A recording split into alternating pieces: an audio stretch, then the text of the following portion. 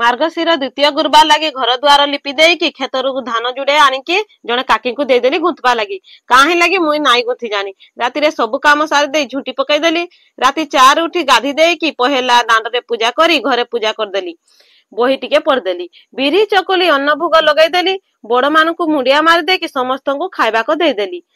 मुई भी जुड़े खाईदेली आम गाँव रे पारायण होउछे जे पारायण सुनबार लगी गली आपण माने भी सुनंतु।